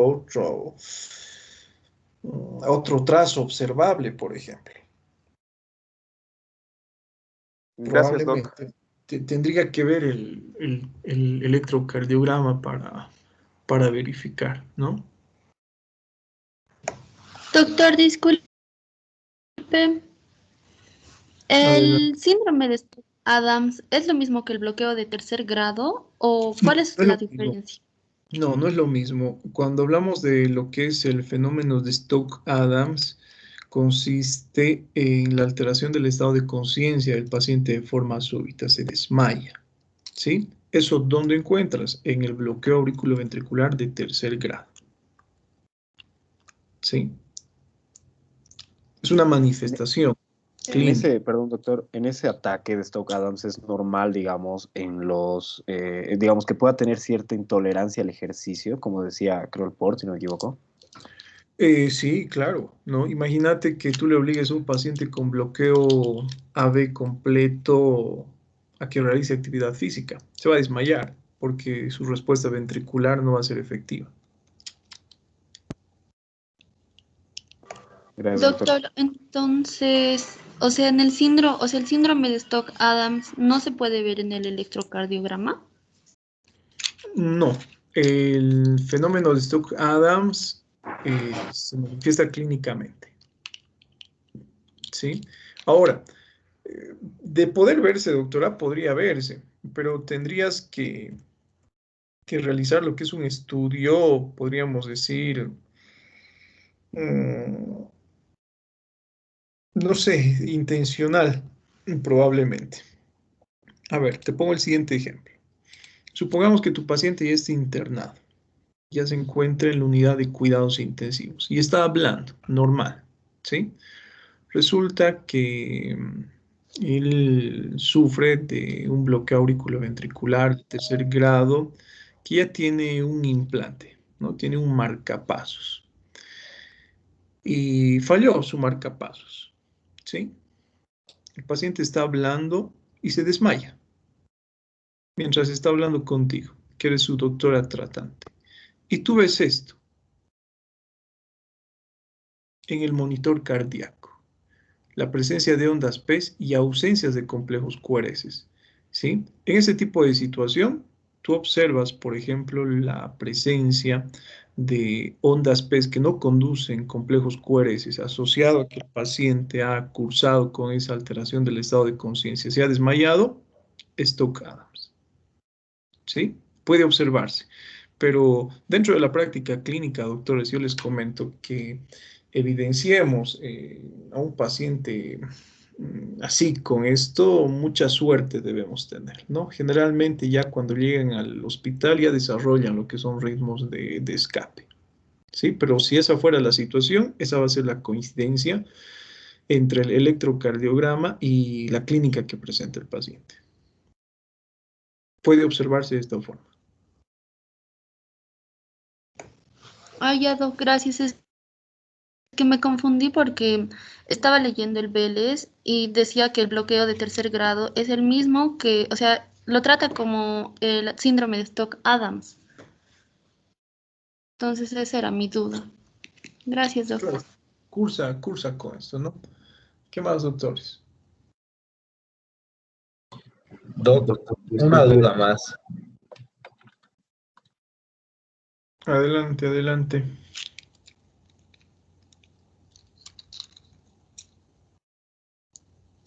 No lo escucho, Adrián, adelante. Ok, Doc, es que un compañero también estaba hablando y le interrumpió sin querer. Hablaba también en el Dubin de la contracción auricular prematura no conducida. Y he leído y medio que he entendido, pero luego mostraba un ejemplo. A ver, lo voy a mandar al chat de la reunión. Y en el ejemplo yo no notaba absolutamente por qué sería contracción auricular prematura, porque, o sea, era regular, regular, regular. Sí había una contracción un poco antes, pero luego había como que la pausa compensatoria, pero no entendía por qué se llamaba no conducida. A ver si lo puede enviar. Sí, Doc, ya lo envié al chat de la reunión. A ver, vamos a ver. Bueno, a ver, mientras yo voy viendo esto, les voy a pedir por favor que lean bien las preguntas, háganle caso a las manifestaciones clínicas, lean la parte de la descripción que tenemos, aprovechando que les estoy mostrando mi pantalla. Aquellas personas que se conectan desde un computador para visualizar de mejor manera los trazos electrocardiográficos, háganle zoom, ¿sí? A la pantalla, sí, por ejemplo, ¿sí? Eso les va a permitir que ustedes observen de mejor manera los electrocardiogramas. ¿Listo? Doc, ¿va a haber tratamiento también con los fármacos que vimos? Hay de todo, doctor. Gracias. De todo un poco. Está variadito el examen. Estaba inspirado. Hasta las 2 de la mañana me quedo haciendo el examen. ¿Inspirado Bueno, de buena manera o mala, doctor? de buena manera siempre. Bueno, fíjense, ¿no?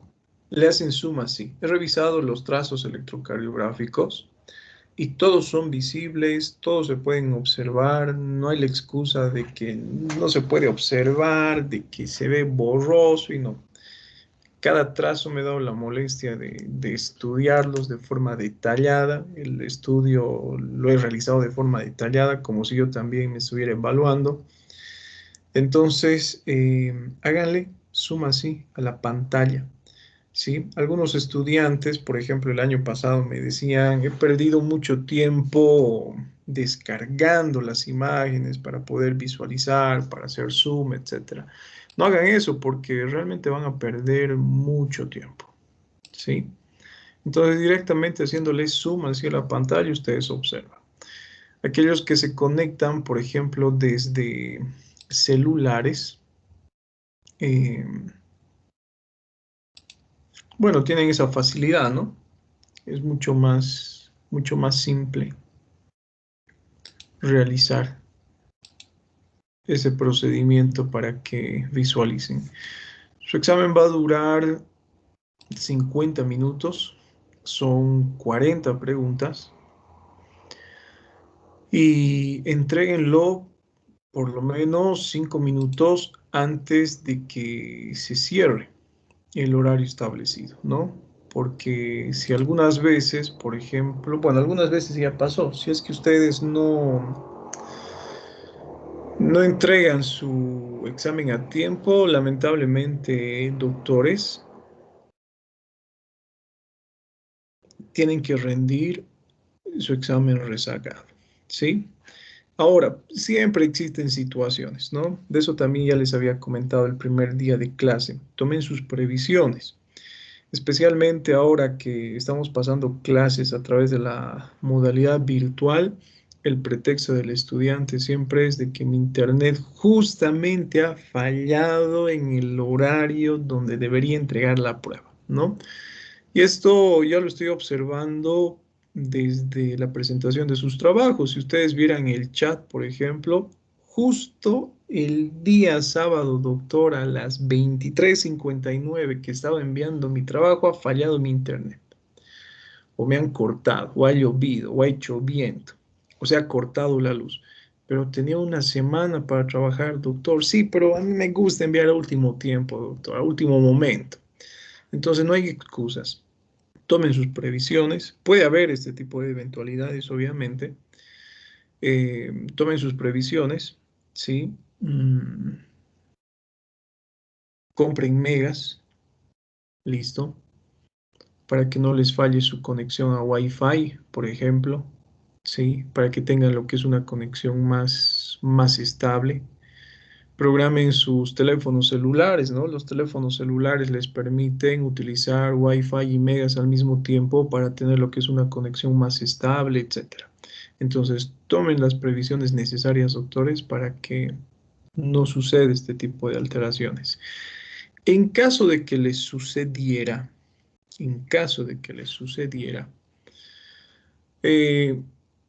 escríbanme por WhatsApp, ¿sí? Un mensajito para que habilitemos unos 3 minutos extra para que entreguen el examen. En caso de que sucediera, doctores.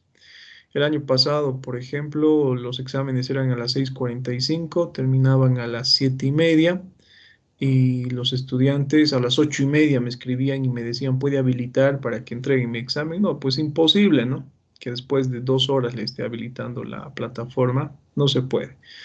Si ha existido ese retraso de 1 minuto, tomen fotografías a la hora, tengan las evidencias para realizar el reclamo en lo que es coordinación, todo eso, doctores. Obviamente se va a tomar en cuenta esas consideraciones, ¿no?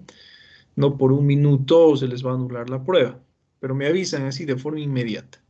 ¿Listo? Para que Doc, habilite. ¿cuál es su número para Está acá anotar? en el Teams, Ah, ya. ¿sí? ¿Y Bueno, cuánta duración dijo que era? 50 minutos, si no me 50 equivoco. minutos, sí. Ya. Bueno, acá esto es sencillo de observar, doctores, ¿no? Fíjense que es una contracción auricular prematura no conducida. Bueno, cuando hablamos de lo que es una contracción auricular prematura, ¿qué otro nombre utilizamos, doctores?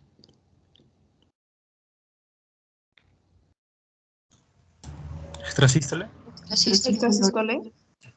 Sí, no es una extrasístole auricular en este caso. Recuerden que las extrasístoles son trazos adicionales, son trazos extras, ¿sí? Que no se originan donde deberían haberse originado. En este caso, a ver, está claro, Adrián, ¿por qué dice que no ha entendido? Porque o sea, el cuarto ciclo cardíaco he asumido que es la contracción auricular prematura. Y luego hay esta pausa refractaria y viene el otro, como que el Bueno, quinto. miren, te pongo el siguiente ejemplo. Este es un trazo normal, ¿sí? 1, 2, 3, 4, 5. Está al límite, pero está, a ver, 1, 2, 3, 4, 5, 6. No, este es un ejemplo de lo que es un bloqueo auriculoventricular de primer grado, ¿sí? A ver acá, 1, 2, 3, 4, 5, acá está normal. Acá, 1, 2, 3, 4, 5, 6. Sí, es un bloqueo auriculoventricular de primer grado que está produciendo lo que es una contracción auricular prematura no conducida, ¿sí? Por ejemplo, acá encontramos retraso en la conducción, acá también encontramos retraso en la conducción. Acá, bueno, aparentemente normal, ¿no? El tercer ciclo cardíaco. Acá el cuarto también se encuentra prolongado, compatible con un infarto, con un bloqueo auriculoventricular de primer grado. 1, 2, 3, 4, 5, más de 5, ¿no? Prolongación del intervalo PR. Si ustedes observan, estos primeros 4 ciclocardíacos se originan en el nodo sinusal, porque la onda P es normal, el complejo QR es normal, a diferencia, ¿no?, del PR. ¿sí? El PR, recuerden, en este caso se encuentra prolongado, pero vamos a suponer que es sinusal. Si tú observas, y si todos ustedes observan, acá tenemos una onda P que se encuentra alterada en su morfología. ¿Eso qué me indica?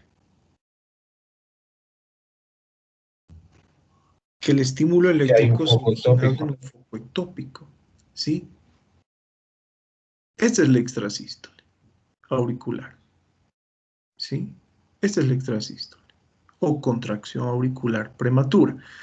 Antes de que se inicie el estímulo eléctrico a nivel, por ejemplo, del nodo sinusal, se ha activado este foco ectópico, ¿sí?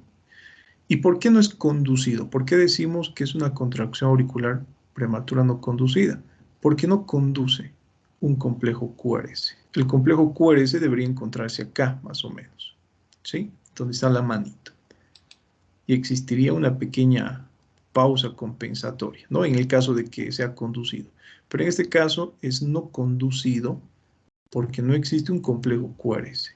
Y es contracción auricular prematura porque existe alteración morfológica de la onda P que me indica que el foco que está produciendo o el lugar que está produciendo el automatismo es un foco a nivel auricular.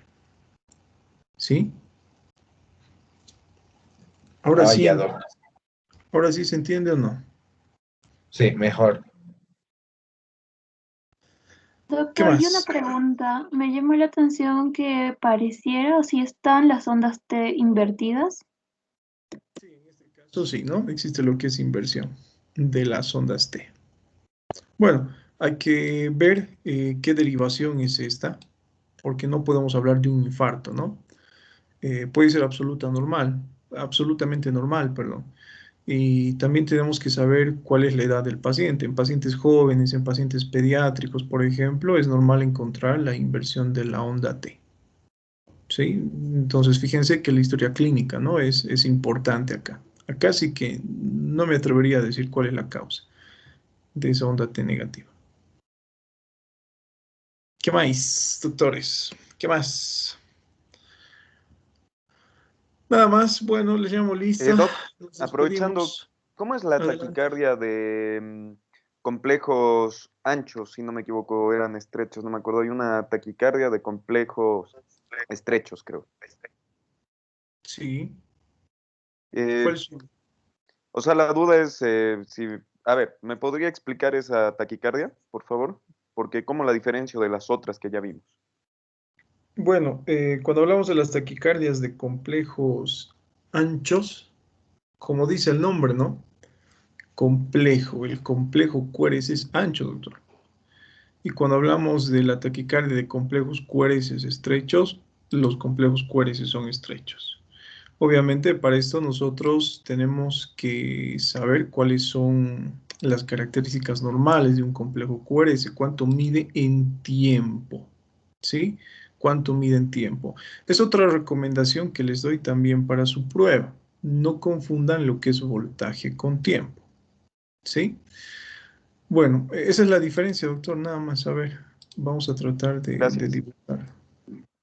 Doc, Oh, yo sí, tenía otra duda. adelante. En el bloqueo de salida sinusal, en el de tipo 2 vamos a tener un de la onda P a onda P exactos. Pero lo que yo quería saber es cómo diferencia de un electrocardiograma, digamos que está normal. El PAP tiene que ser, en este caso va a estar, digamos, más acortado y más alargado como para que yo pueda decir que es un bloqueo de salida sinusal. A ver, doctora, ¿cómo? En el bloqueo de salida sinusal, doctor, en el de tipo 2, lo que nos había indicado es que la onda P a onda P van a ser exactos. Es decir, y como yo no confundo con un electrocardiograma normal, lo que me tengo que fijar más es que estén más allá de los parámetros de PAP, ya sea alargados o cortos, para identificar que es anormal o cómo yo veo y no confundo con un electro normal. A ver, en este caso, espéreme unos segunditos Les voy a poner nuevamente ese ejercicio, ¿sí? ¿Qué habíamos explicado, si ustedes recuerdan, no? Cómo no confundirse. En el repaso habíamos explicado, pero a ver, esperen, que cargue un segundito el archivo. A ver.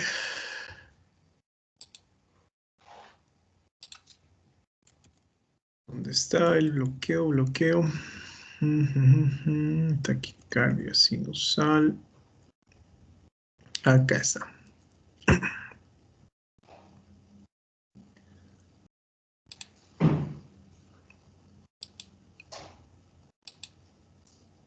Listo.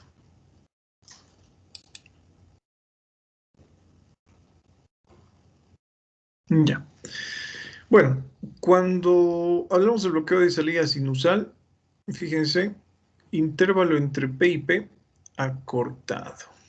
¿Sí? Lo vamos a dibujar con celeste. En este caso tenemos que saber lo normal. ¿Cuánto mide el intervalo PP? ¿Sí? Tenemos que saber lo normal. En este caso, por ejemplo, nosotros vamos a encontrar un intervalo PP que mide menos de lo normal, doctora. ¿Sí? Por ejemplo, vamos a encontrar una onda P acá y la otra aquí. La otra allí y la otra acá. La otra allí y la otra acá. La otra allí y la otra acá. Y posteriormente, ausencia de conducción. ¿Sí? Sin embargo, las características de los intervalos entre P y P son acortados. Lo propio sucede, por ejemplo, cuando hablamos de lo que es el de tipo 2. Son exactos. Por ejemplo, en este caso, este podríamos decir que es un tipo 2, más que un tipo 3, ¿no? Si tú te das cuenta, tenemos esa distancia entre P y P, que es exacta. No se encuentran acortados. Sin embargo, cursa con lo que es esa alteración. Cuando hablamos de lo que es el bloqueo de salida sinusal completo, ¿qué es lo que sucede en este tipo de alteración? Recuerden que todo bloqueo muchas veces se ve acompañado de lo que es un ritmo de escape. Diferenciar lo que es un completo, les había mencionado, de una pausa o paro sinusal es sumamente difícil, ¿sí? Incluso para una persona con mucha experiencia. En un bloqueo de salida sinusal, como dice el nombre, no existe estímulo a nivel sinusal. Entonces, si no existe estímulo a nivel sinusal, algo que les había explicado en aquella ocasión, ¿existe despolarización ventricular? No existe despolarización ventricular. ¿Existirá repolarización ventricular? Tampoco. Si no se produce lo que es un estímulo a nivel sinusal, nosotros tenemos esta línea sistólica. ¿Sí? Esa es la característica del bloqueo de salida sinusal completo. Ya, Doc, creo que no me he dejado entender muy bien. En caso, digamos, de que no tengamos esa línea sistólica, no voy a tomar ya como tal un bloqueo de salida sinusal. ¿Y cómo diferencio en ese caso? ¿Cómo? A ver, la línea sistólica siempre debe estar presente, doctor. ¿Puedes volver a la siguiente imagen, Doc, por favor? Ya. Si digamos no me muestran esta línea sistólica, bueno, en este caso si vemos del tercer complejo QRS al cuarto complejo QRS estaríamos viendo un bloqueo de salida sinusal completo. Pero luego, como usted me indicaba, podemos ver así del cuarto, el quinto y el sexto tendríamos intervalos exactos que serían de tipo 2. Pero si no me muestran, digamos, esta línea sistólica, ¿cómo yo...? No, ya no te escucho. ¿Cómo podrías qué? Están exactos y están dentro del rango. Eso me confunde un poco, Doc. Bueno, por eso te comento, ¿no? es que necesariamente tiene que existir esta pausa, ¿sí? Si tú no encuentras esta pausa, a ver, te pongo el Ya, ejemplo. entonces podemos ver un bloqueo de salida sinusal, Doc, podemos ver un completo aumentado, digamos, con un tipo 2 y un tipo 1. En este, digamos, en este electrocardiograma sí podríamos ver eso. Y usualmente vamos a ver eso, ¿o estoy mal? Claro, o sea, por ejemplo, te pongo el siguiente ejemplo, ¿no? Tú me dices cómo, si encuentras, por ejemplo, este tipo de alteración, ya no sería un bloqueo de salida sinusal, ¿sí? Sería un ritmo sinusal normal. Pero en este caso, necesariamente para que tú evalúes lo que es un bloqueo de salida sinusal, tiene que existir esa pausa compensatoria, ¿sí? Ya sea en el de tipo 1 o en el de tipo 2. El de tipo 3 ahora, ¿sí?, es complejo de diferenciar. Si tú me preguntas cuál es la diferencia entre uno completo y una pausa o un paro, cursan con la misma alteración, con esa línea sistólica, pero que es mucho más grande. Les había mencionado mayor a 6 segundos. Entonces, Doc, voy a ver en el bloqueo de salida sinusal, voy a poder ver ya sea un completo acompañado de un tipo 1 y un tipo 2. Nunca voy a tener solo un completo, por así decirlo. Claro, o sea, esta es la clasificación, ¿sí? Puede encontrar uno que sea tipo 1, puede encontrar uno que sea tipo 2 o uno completo. Es igual que el bloqueo auriculoventricular, doctor. En el bloqueo auriculoventricular tipo 1 tenemos las características típicas del bloqueo. Acá es lo mismo. En el de tipo 1 el intervalo PP acortado, seguido de esa pausa. En el de tipo 2, intervalos PP exactos, normales, pero no existe despolarización a nivel auricular. Y en el de tipo 3 encontramos esa línea asistólica, así, plana, de inicio a fin.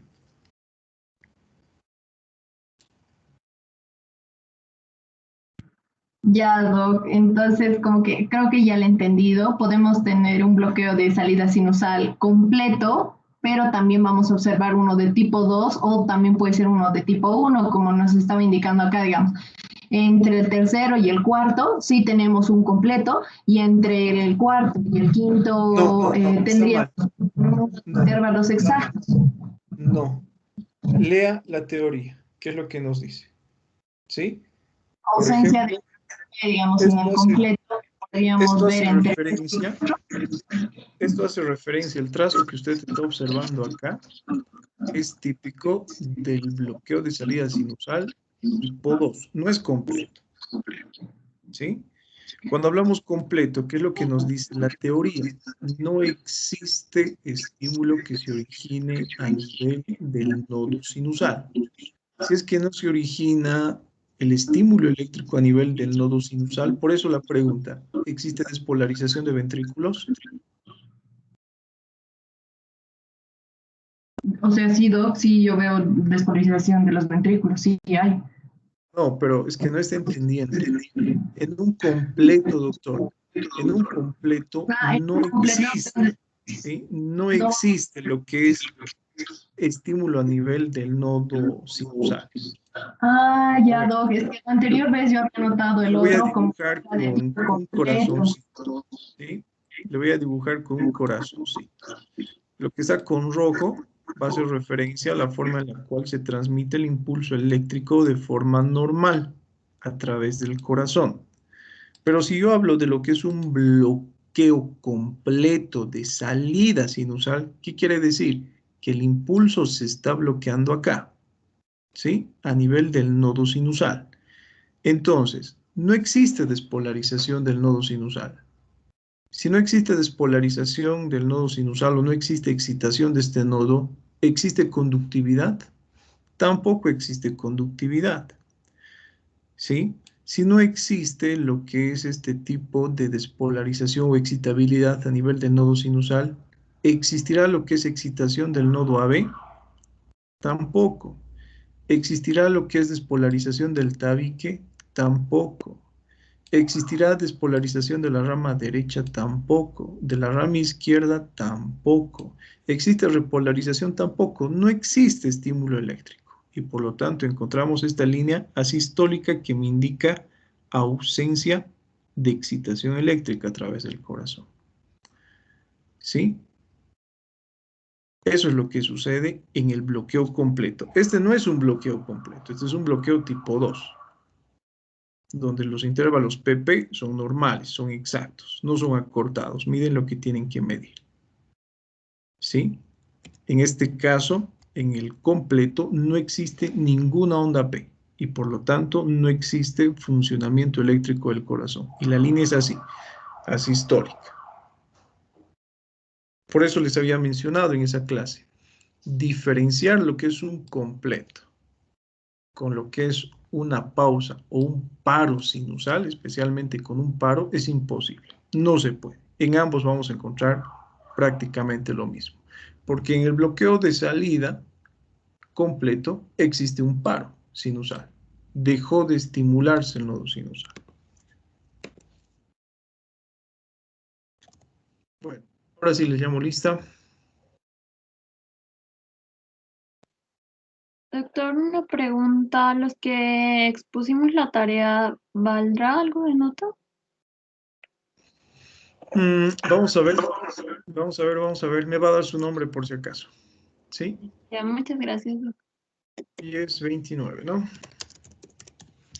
Avan. Presente, doc. Servo.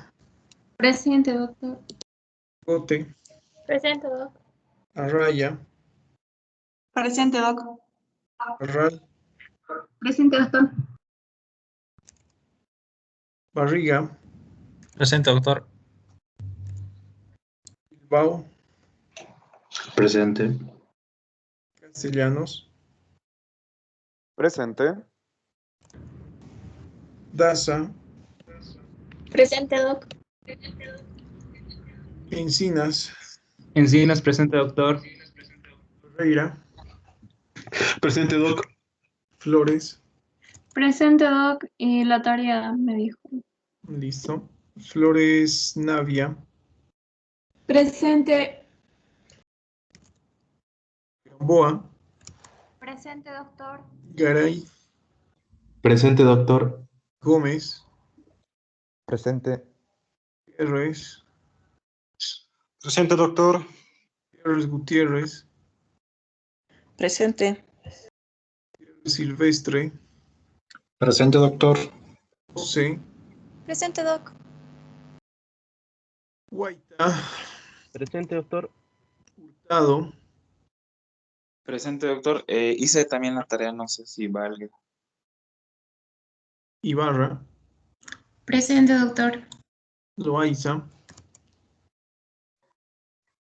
López. López, presente, doctor. Loaiza, presente, doctor. Luján. Márquez. Luján, doc. Presente. Márquez, presente. Martínez. No está. Martínez. Miranda. Presente, doctor. Miranda Nayeli. Presente, doctor. Miranda Arbeco. Presente, doctor. Montaño. Presente. Mundo Corre. Presente, doc. Presente, doctor Muñoz. Ipu. Presente, doctor. Orellana. Presente, Orellana, doc. Ño. Presente, doc. Presente Parco, doctor. Pérez. Pérez, presente, doctor. Pizarro. Presente, doctor. Rivera. Presente, Riva. doctor. No está arriba. Rocabado. Tampoco. Sánchez. Presente, doctor. Ticona. Ticona, presente, doc. Torrejón. Vaca Flores. No está Torrejón. Flores, presente, doctor. Presente, presente. Velarde. Velarde presente, doc. Félix. Presente, doctor. Zambrano. Presente, doctor. Zamorano. Presente, doc. Y Centeno. No está Centeno. Listo, doctores. Nos vemos entonces. Que tengan éxito y suerte en su prueba. Chau, chau. Gracias, doc. Gracias. Hasta luego, doctor. Gracias, doctor. Hasta luego.